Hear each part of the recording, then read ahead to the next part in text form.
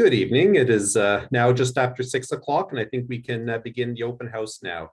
I'd like to welcome the folks who've signed up in advance to this open house, as well as those who are joining us here and those who are at home watching the live stream. My name is Carl Granke, Senior Planner at the Town of Smith Falls, and with me in the Planning Department is Planning Clerk Mary Remig. We're very pleased to introduce Amy Greenberg, Megan Reddy, and Rory Baksh from Dillon Consulting, who will be presenting the work they've done with us over the last few months on the town's new community improvement plan, which follows up from the public information session we held in the spring. Thanks, Carl. So I wanted to thank you all for attending this open house. We're here to discuss the draft community improvement plan for the town of Smith Falls. Next slide, please. I'll just quickly go through the agenda to catch people up. For those who couldn't attend the first open house, I'm just going to give a brief overview of the project, as well as how we got to this draft CIP, as well as the eligibility boundaries for the program. And then I'll get into the interactive component and go into detail on the actual incentive programs, their eligibility criteria, and the related municipal leadership strategy, as well as how we will implement and fund it. But that's the main meat of the presentation, so I'll go through the beginning kind of quickly. Next slide, please. So just to begin, for this project, the team is composed of staff from Dillon Consulting's Ottawa office, and we're working in collaboration with the town of Smith Falls staff. Next slide. So the purpose of this project was to create an incentive-based suite of programs referred to as a community improvement plan, or a CIP, that encourages investment in the revitalization of your community. It's a tool that allows the town to direct funds to specific areas or initiatives in need of increased funding, attention, or both. Next slide. So to supplement the CIP, we've prepared a municipal leadership strategy, which would prioritize municipally led projects, programs, and tools that would enhance the town's infrastructure, their streetscapes and public areas that either fall within the CIP boundary, either fully or partially. Next slide. So in no particular order, we have 4 focus areas for the Smith Falls CIP. They are Brownfield Development, Downtown and Waterfront Revitalization, Universal Accessibility, and Attainable Housing. Next slide. So the first focus area is Brownfield Redevelopment, where a brownfield property is one that was previously developed and is vacant, but may also be contaminated. So to develop a brownfield property, it requires assessment and remediation, where assessment involves characterizing the property, including identifying its past uses, and then determining the degree of contamination in the soil, water, and air, and what it would take to clean it up. And then the remediation is the cleanup of the property. So you remove and seal off the contaminated areas so the property can be safely used again without health concerns. Next slide. So the second focus area is Downtown and Waterfront Area Revitalization, which is the focus of the town's existing CIP. While it's noted that it involves improvements to commercial properties, building facade, signage, and landscaping, other properties that are eligible are properties zoned for institutional and mixed uses. The condition of a building's exterior impacts the perception of the area and how welcoming and inviting it is. So improvements to a building's facade, such as improved siding or accessible signage enhancements, may make the building more inviting to those in the area. Next slide. So the third focus area is universal accessibility. For this project, universal accessibility refers to barrier-free design that focuses on making new and existing buildings safe and accessible for everybody, regardless of their age, physical ability, or stature. So examples of these improvements may include adding ramps and railings, adding automatic door openers, building accessible washrooms, or adding elevators. Improving the accessibility of existing buildings and facilitating the accessible design of new buildings would allow people to access local buildings and shops with respect to improving the accessibility of businesses, and allow people to age in place with respect to improving the accessibility of their homes. Next slide. The fourth and last focus area is attainable housing, where housing is attainable if a low to moderate income household is spending no more than 30% of their gross income on housing costs, and that excludes utilities. So objectives of this focus area are to support development projects that increase the supply of affordable housing, as well as provide greater range and mix of affordable housing types that would help residents to age in place. Next slide. So in terms of timeline, we started this project back in March. Now we're in the stage of gathering feedback on the first draft of the CIP. Next slide. So to arrive at the CIP that we have today, we reviewed existing town policies and bylaws, as well as other CIPs with similar focus areas. We interviewed stakeholders individually on each of the focus areas to gather feedback from those with technical expertise. And we also engaged the public. So this is the second open house. We've already had the first one to introduce the project. We held some polling questions to gather feedback, and those polling questions were also put onto Speak Up Smiths Falls to gather as much feedback as we could. Next slide. So what we had heard through engagement was that there's a desire for increase in design diversity in the downtown core. For example, introducing public art and or small landscaping. There was a need to resolve barriers to accessibility in the public and private realms.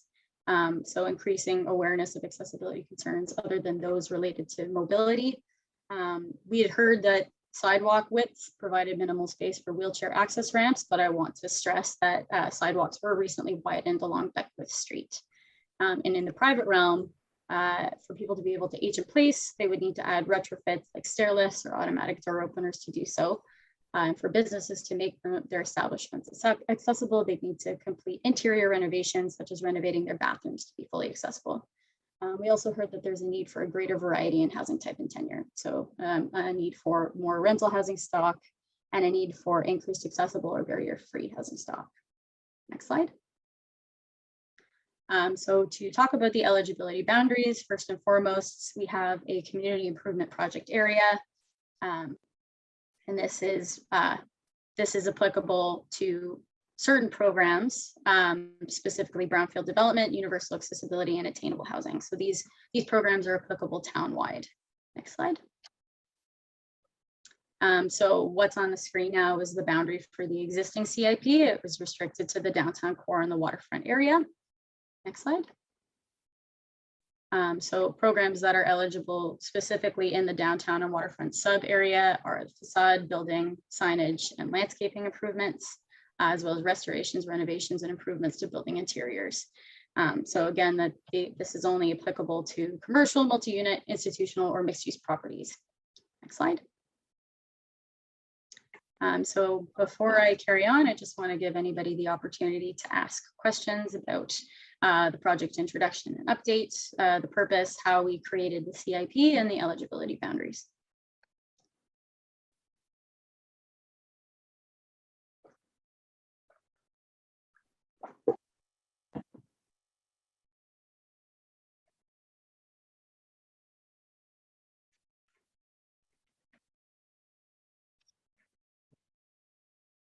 I hear no one, so I'm going to carry on.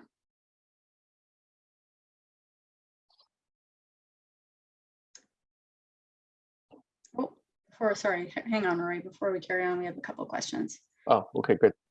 The first one is from A. Edwards. I'm wondering if Bellamy Farms is included in this area. Could somebody from the town speak to that one?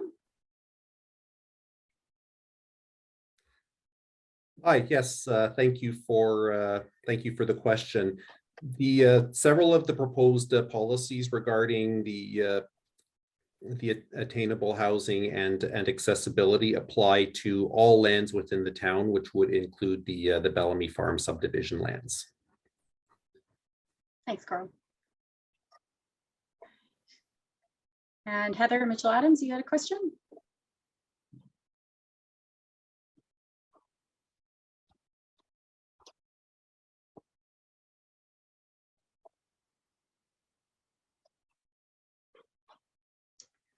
So Heather has asked, how can we make this an easier program for the small business owners to get involved with regard to non-permanent improvements? Heather, do you have an example of what constitutes as a non-permanent improvement?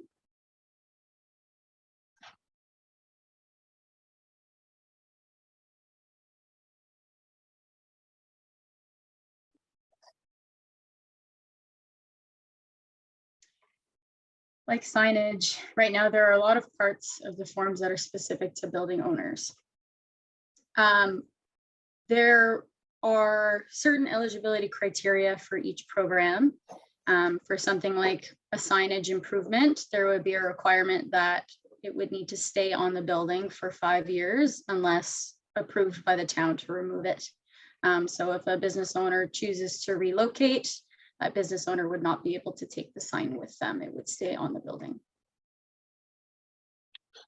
Amy, I can add some further is with some of the businesses I've worked with in the past where there's an operator of the business who doesn't own the building. They're leasing or renting the building from a landlord, but they wish to participate in an improvement program. There is a mechanism that we usually arrange so that the tenant or the business operator can actually apply and receive the funding. The landlord just needs to sign an acknowledgement as part of the application form so that the funding is routed to the tenant who is the actual entity making the improvement, so that the rebate or the other type of program goes back to the entity that's actually making the investment. So I've seen that happen in quite a few other places in Ontario, and it's something I'm familiar with. So we'll make sure that for the CIP that also exists in case a business operator who doesn't own the building wants to participate and receive the rebates with the landlord's approval.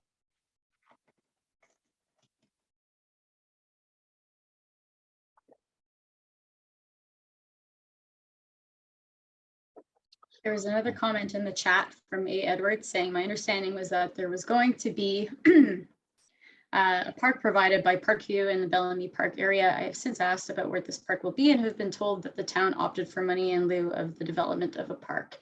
Is this the case? If so, what happens with these funds? Carl. Hi, yes, thank you for that question as well. So there is at this point, as part of phase 2 of the Bellamy Farms subdivision, there is a proposal for a park to be located as part of that community. I'll reach out to the requester there, and I can provide the information with respect to the subdivision plan and the next steps there. Thanks, Carl. And Heather, in terms of your comment, Heather said for some getting that landlord involvement is not straightforward. Can we add something in that may give business owners more autonomy for non-permanent improvements? Thank you for the comment. We could take it back and take it into consideration. Yeah, we'll see if we can create something for Smiths Falls that might work if that is a unique challenge that the businesses on in the core are facing. So I'm glad that you raised that with us this evening. All right, Rory, I think we can carry on. For sure. Perfect. We'll also keep an eye on the chat box. So if you do get a question, feel free to pop it into the chat, and when we find an opportunity for a bit of a pause, we'll be more than happy to answer the questions. So Amy, why don't you continue, and I'll keep an eye on that chat box for us. Thanks, I appreciate it. So now is the most important part of this presentation, which is actually going into the details of the draft CIP. So specifically the proposed incentive programs and their eligibility criteria, the municipal leadership strategy, which I'll get into a bit later, as well as how we would implement and fund the CIP. We'll also leave room for comments and questions as well. Next slide. So the financial incentive programs that are applicable townwide are Brownfield Development, Universal Accessibility, and Attainable Housing. Next slide. So I'll first go into the programs for Brownfield Development. There are 5 of them. One of them being a Brownfield Environmental Site Assessment Rebate, a Brownfield Tax Increment Equivalent Rebate, Brownfield Development Permit Fee and Planning Application Fee Rebate, Brownfield Development Charge Deferral Program, and a stacked program. And I'll hold off before we go to the next slide. So those first 4 that are there, I'll start with the Environmental Site Assessment or ESA rebate. So this would be $25,000 per study, or 50% of the cost of the ESA, whichever is less, and you get a maximum of 2 studies per property, so up to $40,000 in rebates. For the second program, it would be up to 50% of the municipal portion of the incremental tax increase or total remediation cost, whichever is less, over 10 years. The third program, development permit fee and planning application fee rebate, would be 50% of the development permit fees and planning application fees up to the cost of remediation. The maximum possible rebate is $50,000. The fourth program is a development charge or DC deferral program. So this would be a deferral of up to 100% of the development charges for a period of up to 24 months without interest. And this would be subject to an agreement that outlines the terms of the deferral. For the last three programs, the land needs to be privately owned, and then the phase 2 ESA would need to indicate that site conditions don't meet the standards in the Environmental Protection Act. Next slide. So as I said, that fifth program is a stacked program. So essentially saying that if you meet the eligibility criteria for any one of the brownfield development programs, as well as the attainable housing programs, one or the other, you would get the maximum funding, or you could get up to the maximum funding for both. So for example, if you are eligible for the ESA rebate and you're eligible for the development charge rebate for attainable housing, you would get the maximum funding for the ESA rebate as well as the maximum funding for the DC rebate. The next slide, please. So policies around brownfield development are guided by the province in their provincial policy statement or the PPS. So the options for brownfield redevelopment eligibility and funding are limited. So these policies in the PPS are best practices for brownfield CIP policies, and we don't expect them to change between now and finalizing the CIP. So eligible costs include the costs of investigating and remediating a potential brownfield property, including assessment, remediation, and risk management. And costs that are ineligible are ones associated with construction materials and labor management and the purchase of equipment. Next slide. So this is the eligibility boundary for programs related to universal accessibility. Next slide. So we have three. We have an exterior program, an interior program, and one that is combined. Next slide. For the exterior program, you could get up to 50% of the cost of eligible exterior accessibility improvements to a building to a maximum rebate of $15,000. Improvements would include installing wheelchair ramps, installing automatic or power door openers, or widening the doorway opening of a primary entrance. For the interior program, it would be the same maximum funding, up to 50% of the cost of eligible interior accessibility improvements, up to a maximum rebate of $15,000 as well. And the interior improvements would include renovating one or more bathrooms to be universally accessible, widening interior doorways or paths of travel, installing ramps or stair lifts, or installing elevators. Next slide. So the third program is a combination where up to 50% of the costs of eligible interior and exterior accessibility improvements would be to a maximum rebate of $20,000. But it's important to note that because this is a combination of the two, you can't apply for one or two alongside program 3. It's either 1 and 2 or just program 3. Next slide. So this is the boundary for the attainable housing programs. Slide. We have 5 of them, with the last one being a stacked program. So I'll go to the next slide and I'll read the titles there. So the first one is the Attainable Housing Development Charge Rebate. We're up to 100% of the development charges associated with new attainable rental units will be calculated based on the proportion of attainable units. So for example, if you have a 10-unit building and 5 units are attainable, then you would get 50% of your development charges deferred. To be eligible for this program, you need to build attainable units, attainable rental units specifically. And then that's the main thing. And then of course, in terms of the percentage that you'd get, it's dictated by how many of the total number of units are attainable. Excellent. So the second program is the Attainable Housing Building Permit Fee and Planning Application Fee Rebate.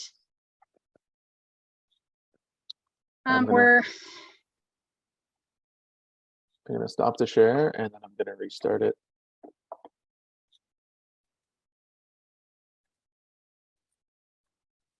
And you may have to cancel that screen share there. Thank you very much for the folks in IT.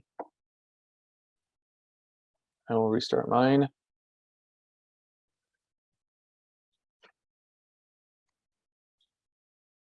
You can go to the next slide, Rory. Oh. No.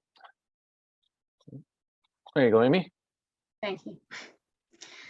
So this one is up to 100% of the building permit fees and planning application fees associated with new attainable rental units. And this is similar to the last one where the number of units that are attainable dictate how much you can get back. So if you have a 20-unit building and 25% of the, oh, let me repeat. You have 5 units in a 20-unit building, that's 25% of the units being attainable. You would get 25% of the building permit fees and planning application fees being eligible for rebate. Next slide.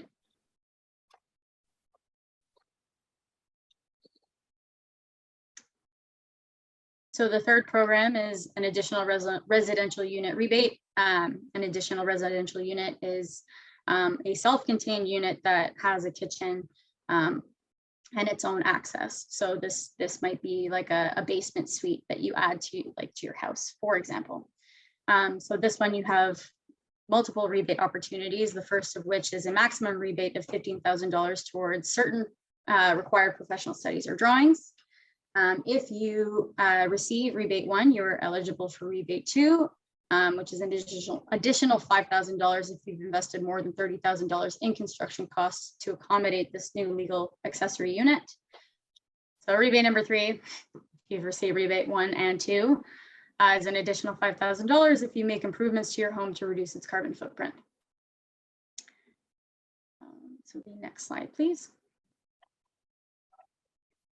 So the fourth program is another tax increment equivalent rebate, where the rebate would be equal to 50%, up to 50% of the increase in the municipal proportion of property tax payments for a period of 10 years. So a minimum of 6 residential units need to be attainable, and the creation of these new attainable rental units would have to result in an increase of a property's assessed value with impact reassessment provided as proof. Next slide. So again, I mentioned the 5th being the stacked program, similar to the Brownfield Redevelopment programs. This is attainable housing with accessibility. So if you meet the eligibility criteria for one of the attainable housing programs, and you meet the eligibility criteria for one of the accessibility improvement programs, you can get the maximum funding for both of those programs. Next slide.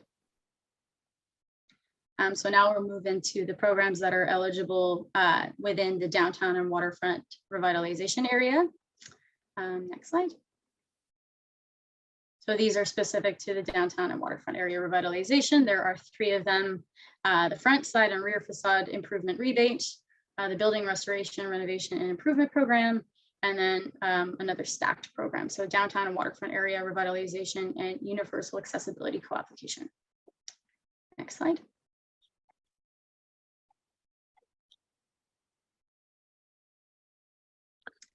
And then Amy, I did see a question pop up, so do you mind if I interject? Not at all. So there was a question about defining attainable. Can you elaborate on that, please? Yes, I can. So the definition that we are using is a low to moderate income housing is not spending more than 30% of their gross income on housing costs, and the housing costs do not include utilities. And I think the reason the word attainable has become more commonplace these days is it was getting confused with affordable. Some people were assuming when they heard the word affordable that we were referring to social housing, which is a segment of the market, whereas we're more broadly speaking about trying to create housing in such a way that the broad majority of those that need them in these market categories are actually able to access those housing units based on their income. So it isn't about subsidized or social housing. It is about that fitting into people's budget. And so the word attainable has become in vogue these days to assist with reducing confusion with affordable or social housing. Hopefully that was helpful. And if there's any other questions on the chat, we'll keep an eye on them. Amy, would you like to continue on the downtown and waterfront facade side and rear program? I do, thank you. So for this program, there are a series of rebates as well. So on this first slide, it's showing rebate 1A and 1B. So 1A is up to 50% of the cost of a non-heritage building's eligible front, side, and or rear facade improvements to a maximum of $15,000 in costs for a maximum rebate of $7,500 per property. Or you could get up to 85% of the costs of a heritage designated building's eligible front, side, and or rear facade improvements to a maximum of $15,000 in costs for a maximum rebate of $12,750 per property. So eligible costs include restoring, repairing, or replacing brickwork, wood, masonry, and metal cladding, installing or replacing siding or cladding, replacing or repairing architectural details, replacing or repairing windows, doors, exterior lighting fixtures, as well as adding public art in accordance with the public art master plan that's approved by the town, as well as any other improvements that are approved by the town. Sorry, do you mind just going back to the last slide? No, it's okay. Just in terms of some of the other eligibility criteria that are written up there, it's important to note that if there are existing exterior heritage features, they can't be removed or altered unless they are replaced with a comparable heritage feature that's been approved by someone who is a qualified heritage professional, as well as by the town, or unless it's restored to the original design and quality. Just wanted to stress that as something that's important and key to this. Next slide. So to continue on this program, there are rebates 2, 3, and 4. For rebate 2, you can get an additional 50% to a maximum of $2,500 if you've received rebate 1A or 1B, and you have implemented professional landscaping and or professional signage improvements. For rebate 3, you could get an additional $2,500 if you've received rebate 1A. So you are not a heritage designated building, but you've implemented a facade improvement with a heritage design that's been prepared by a qualified heritage professional. And then rebate 4 is an additional rebate of $5,000 if you've received rebate 1, either A or B, and you've implemented features, for example, energy efficient windows that would help to reduce the building's carbon footprint. Next slide. So this program is something that was in the existing CIP, so it's been transferred over to this one. So the first rebate is up to 50% of the cost of eligible interior renovations, restorations, and or improvements to the building, up to a maximum rebate of $45,000. And rebate number 2 is an additional rebate of $5,000. So for rebate 1, your building needs to be zoned for a non-residential, commercial, mixed use, or institutional use. And then for rebate 2, you can only get it if you had received rebate 1, your building is heritage designated, and interior restorations, renovations, and or improvements implement a heritage design that has been prepared by a qualified heritage professional. So costs for this program are, they include interior renovations, restorations, or improvements related to code compliance. So fireproofing, including establishing fire separations, upgrading electrical rough-in to meet Ontario's electrical safety code, making structural improvements to meet Ontario's building code, and improving plumbing, heating, and ventilation systems. Next slide, please. So the last one for this is another stacked program, combining downtown and waterfront area revitalization with universal accessibility, specifically the front, side, and rear facade improvement rebate, plus the funding for either exterior or interior or both, but not 1, 2, and 3. Next slide, please. So now I'm going to go into the municipal leadership strategy. Next slide. So the area of applicability for the municipal leadership strategy is townwide.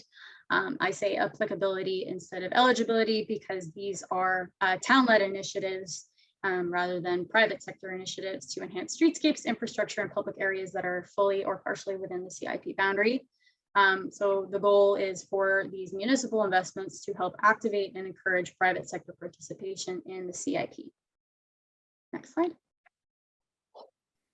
So within the municipal leadership strategy are a list of strategic opportunities. These opportunities were formed by feedback from the public stakeholders in the town, and they were prioritized based on the public realm and connectivity, their ability and timeline to implement, their potential costs, as well as their tangible benefits to the community. Next slide. So there are 8, we have 8 of them. The first being revisiting the downtown core design guidelines and the existing set of urban design guidelines for the downtown to reduce opportunities for subjective interpretation. That would be done in the short term. Number 2 is to prepare urban design guidelines that have town-wide applicability. So this is for areas outside of the downtown core, for example, other gateway areas. Number 3 is creating an attainable housing rental rate and monitoring program. And then number 4 is creating and implementing a new sign bylaw. Number 5 is adding accessibility improvements where they are needed. So that may be audible crosswalks, longer crosswalk times, curb cuts with tactile surface indicators. Number 6 is exploring opportunities to partner with local business owners and create mural art. Number 7 is to review and revise the terms of reference for the working committee, who would be reviewing and approving or rejecting CIP applications. And number 8 is reviewing official plan policy on CIPs to explore the opportunity to create more flexibility around gateway improvements. Next slide. So now we have a few polling questions, and I'm gonna have Mary help me with this one. Next slide. So there are a plethora of benefits to the community that come from investing in each of the focus areas for the CIP. Again, we have attainable housing, we have universal accessibility, downtown and waterfront area revitalization, and brownfield redevelopment. And so even more than what's listed on the screen in terms of benefits. However, the town would not be able to implement each financial incentive program of the CIP at one time. So on that note, which focus area and its various financial incentive programs do you think will have the greatest impact on your community and should be the main focus for the first year of the CIP, bearing in mind that the financial incentive programs in other focus areas may become available in the following year?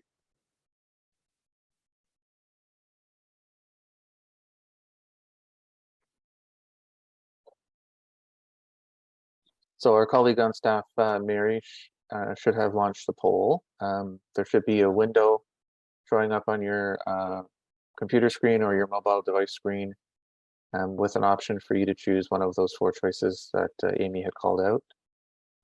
Universal accessibility, attainable housing, downtown and waterfront revitalization, and brownfield development. And it's not necessarily a right or wrong type question. We're just looking for some public feedback about what you believe to be a great way to start launching into all the suite of improvements, recognizing that it would be great to be able to make all of these happen at one time. The reality is for Smiths Falls and many other communities across Ontario, they can only do so much at the outset and then work to implement more and more over time. Thanks, Rory.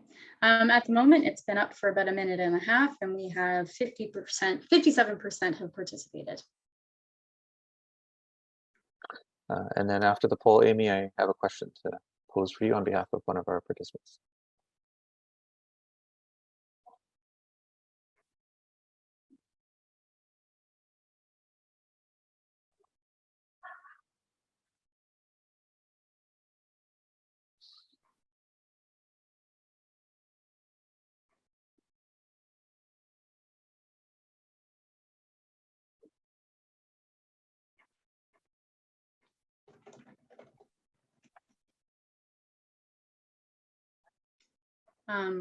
I don't see a change in percentage of participation, so perhaps we can close the poll. Rory, what was the question? The question was, will business owners or anyone wanting to take part in the program have someone to work with directly to navigate through all of the programs? There's quite a lot here, and would be nice to have, a little bit of a Sherpa. I will have the town confirm my response here, but if anything, it may be best to try and connect with the town first before you go through the application process and have them go over the CIP with you, just to make sure that all of your ducks are lined up and in a row. And Carl's hopped on. Yes, absolutely. So I think once this gets up and running, we'll certainly be opening the door to pre-consultation to make sure that that we can assist however we can in getting the applications in and move forward. So thank you, Heather, for the question. Sure. Yes, I've got a couple of questions here. Attainable housing, is that just to buy or to rent also, or both of those components, or just one? The priority for this CIP is affordable rental housing, primarily because there is a greater demand for affordable rental housing. Okay, there's quite a bit of money on the table there for attainable housing. Is that going to be enough to get developers to move in that direction? And has that been a focus in other towns like Brockville or Peterborough, perhaps, that amount of money on the table has moved developers to achieve some affordable or attainable housing, I should say?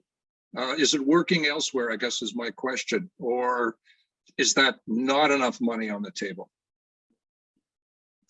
I can attempt to address this, or Rory, say you seem Why like don't you start, Amy, and then I can maybe color around the edges. Yeah, sure. So in terms of making it appealing to developers, usually the tax increment equivalent programs are what's appealing. The way we had designed them is it makes it worthwhile from a profit perspective for them. So Rory, please color the edges. Yeah, so there are very limited mechanisms for municipalities in Ontario to encourage affordable housing. The one that we are seeing more and more embraced outside of the really, really big cities, which have certain tools that are available to them, is an affordable housing CIP, such as the one we're hearing about tonight for Smiths Falls. The tax increment financing program is the most powerful program within an affordable housing framework. And the reason it's the most powerful is because you could, on one hand, like in the major centers, mandate a developer to provide X number of affordable housing units at a fixed rental rate. And they're going to argue back, well, I can't do that. It doesn't make any money for me. I'm losing money on my development. And so they're just not going to build. And so that's playing out in real time in other parts of Ontario. So when we look at an affordable housing community improvement program, what we're doing through this particular tax increment program is we're saying, a developer, we welcome your development in the community. We're not forcing you to do this. This is an option, but we think it's a good option. And if you're able to provide affordable housing units, the differential, because you're offering it at a lower rent, is compensated for a period of time because you're getting the tax increment. And the reason that we set it at 50-50 is a win-win, because the developer gets the reduction in the cost for themselves. The municipality still gets taxation revenue from the development. So it's navigating the way forward in a way that we think is a smart way. A municipality has the option of saying 100%, we'll give you all of your taxes back because we so critically want affordable housing. But looking at where the market currently sits in Smiths Falls and various market rates and some of the work that we've done, we don't necessarily believe that you have to give away the farm in order to encourage affordable housing to come online.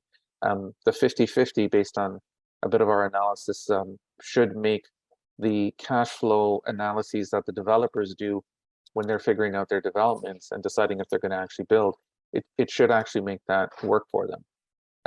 And so we are seeing this more and more. Barrie has one, Belleville has one, and a number of other municipalities are doing it. Midland's working on one, Welland's doing them. And we're quite familiar with so many of these because we were involved in quite a few of them. Okay, thank you. Thanks, Eric. We have another question in the chat. What if a developer goes over cost? Does that mean they provide fewer affordable homes? What assurances can we get from them? Right. So one of the things that a municipality has to do is that it always has to protect itself from anything that goes awry. And this is not unique to an affordable housing financial incentive program with a within a community improvement plan. This is actually inherent in pretty much anything that a municipality does in the universe of planning and development. So municipalities are very accustomed to dealing with developers and dealing with various types of agreements that lock in certain restrictions and controls so that should anything go sideways, the municipality is protected. And that's the way that we are seeing these unfold, is if a developer then does decide to participate in the financial incentive program, there's the application process and the approval process and getting that development lined up to receive the incentive. But as part of that process, there's also an actual written agreement that is signed between the developer and the municipality that sets in parameters and protects the municipality in case the developer just randomly decides to change their mind, or as can happen with any developer, they can suddenly go bankrupt and the whole development doesn't happen. We don't want the municipality being in a situation where it's now obligated to give money when it doesn't want to give money. So we use that agreement tool to protect the municipality. It's a great question. That one hasn't actually come up too often, so I really appreciate you asking that one tonight. It's a great question. Shall we go to the next poll? Would you like me to change the slide, Amy, to support the next poll? Yes, please. So projects that may be eligible for the CIP could range in scale, and their impacts on the community may differ from project to project. So on that note, for the first year of the CIP, what scale of projects should be prioritized in your opinion? So option A are large scale projects, so projects that may be valued at greater than $100,000. Medium scale projects, so projects that may be valued at approximately $50,000. Small scale projects, so projects that may be valued at approximately $20,000, or you aren't sure or you don't know. So poll number 2 should have popped up on your screen. So we look forward to hearing your feedback.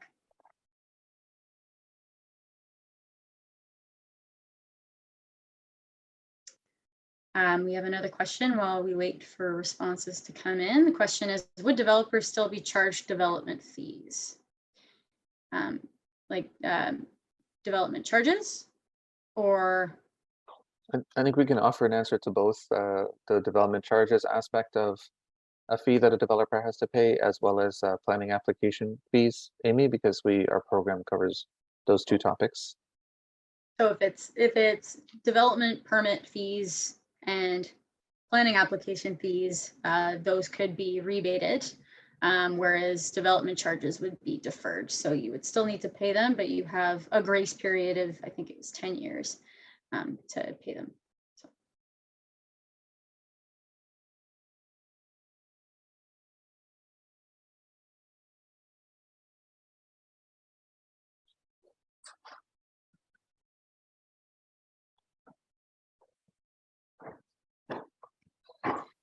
We have a question. It's, do you mean that $20,000 cost to the business owners before any rebate, or cost of $20,000 to the municipality?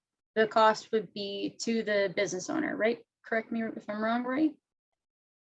I'm not sure which specific program they're asking about.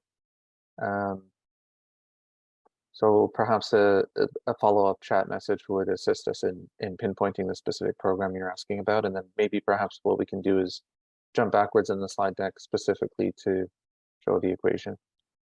It's specific to the the whole question we've asked. Oh, I see. Right. So a small scale project would be a project to the individual undertaking the change. Someone doing an accessibility renovation, someone on Main Street doing a facade renovation. So that's the scale of the project. Yeah.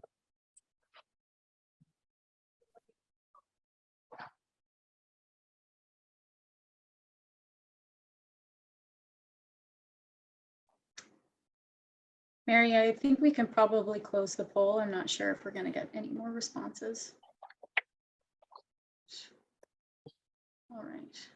We had a couple comments in the chat, like with respect to it being a bit of a vague question. If you don't mind speaking to that.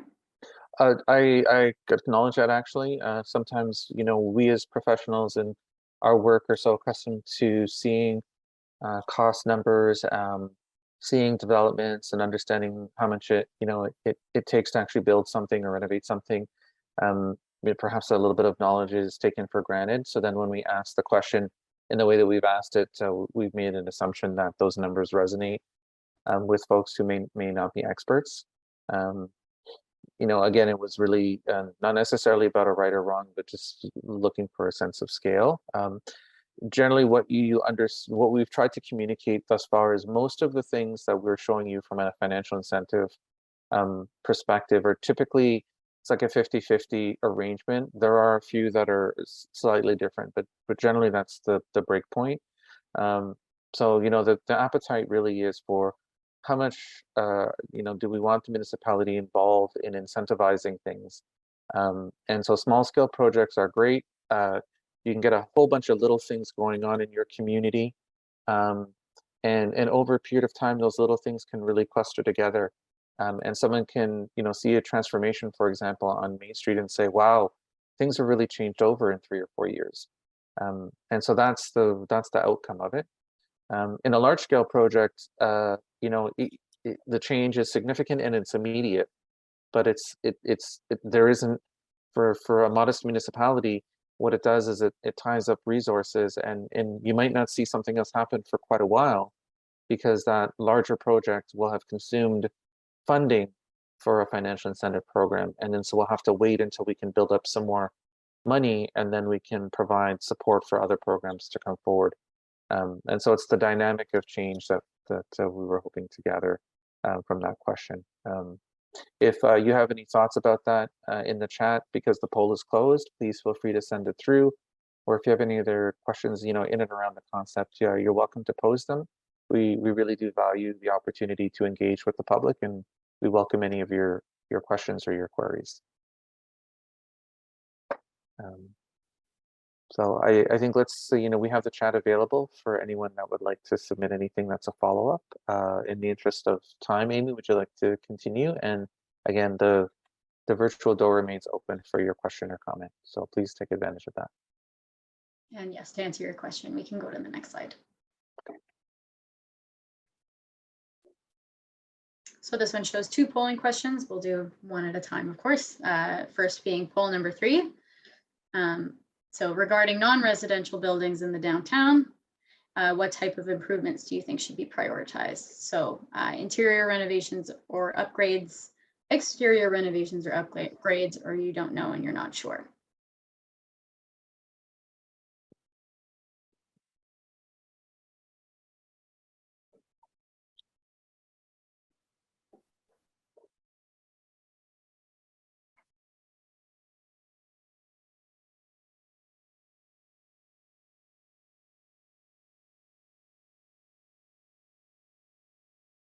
I also want to mention that we aren't sharing the results right now, but we will be preparing an engagement summary. So a summary of what we've heard. These polling questions will be put on Speak Up Smiths Falls for others to be able to answer them, for those who couldn't attend the Zoom directly, and respond in real time, at which point we can summarize all of that in one go. So far, we're at 71% participation.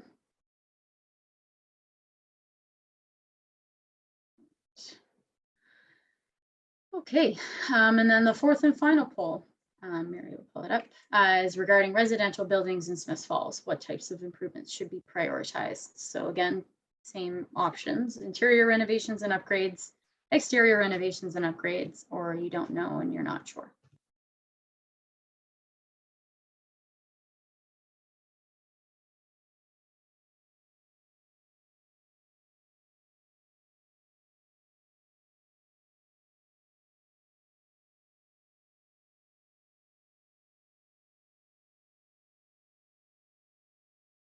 We're at about 71% participation.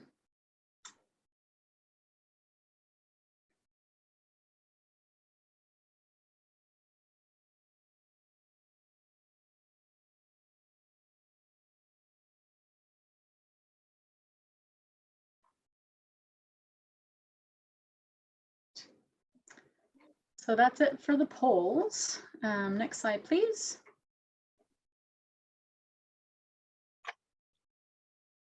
Coming right up. There we go. Thanks.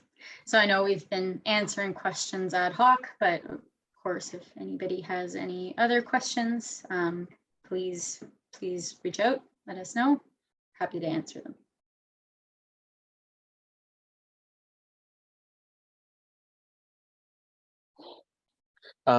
Well, our audience is perhaps thinking about some questions or working their way to keying them in.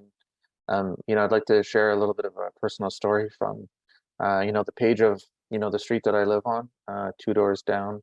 I have a wonderful neighbor.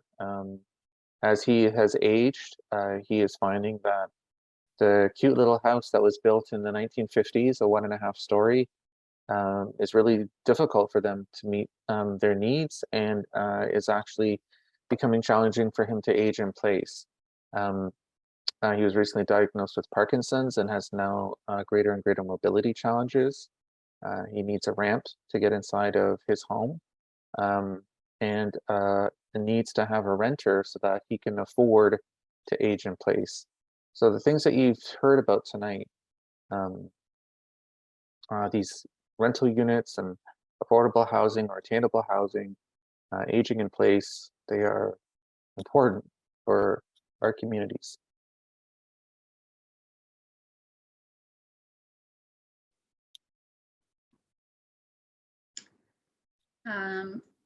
What I think we can do is we can go to the next slide, because again, if anybody has any questions after this slide, we are still around for a bit to answer them.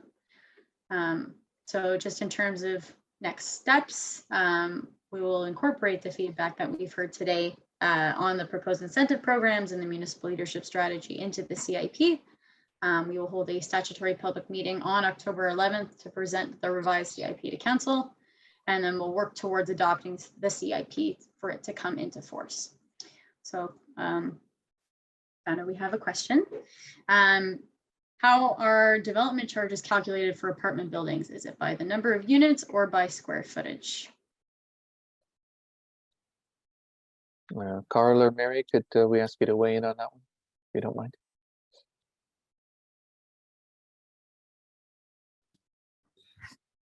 Hello. Yes, actually, I don't have the answer off the tip of my hand, so I'm actually looking that up right now, actually, to determine how we calculate them. I know there is a rate charged per unit for apartments, but I don't know if there's anything more specific on that. So just bear with me for a moment, please.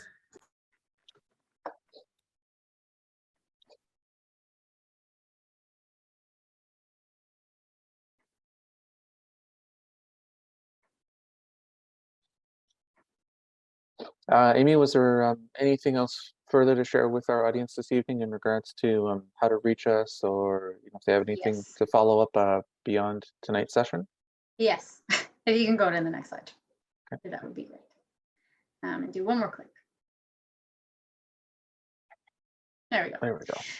So if anybody has any questions or comments after the fact, doesn't matter what time, we will respond to them and try and take the feedback into consideration. So you can email cipreview@smithsfalls.ca. or you can go to the project website, which is speakupsmithsfalls.com. And if you'd like to provide feedback on the draft CIP, please make sure to get it to that email address no later than Tuesday, September 6th. And again, for those who couldn't attend this Zoom session and are perhaps watching the live stream or are watching the recording of it once it's posted, these same 4 polling questions will be released. So you're welcome to respond to them and give us as much feedback as we can get. So. And thank you. And just to follow up on Karen's question as well, the development charges for residential units are calculated based on unit. So we have different calculations for commercial and industrial developments. Thanks, Carl. And I would like to thank everyone for their participation and joining us this evening. It was a good conversation, excellent questions, and we look forward to the next steps on this important project. And certainly to echo Dylan, I'd certainly feel free to reach out to through the project webpage or to staff directly if you would like to engage any further, or if you've forgotten or would like to ask any additional questions as well. I know a lot of the best questions come up when you're driving home or thinking about it the next day. So this is not the conclusion of the consultation. We welcome any additional feedback. So thank you again.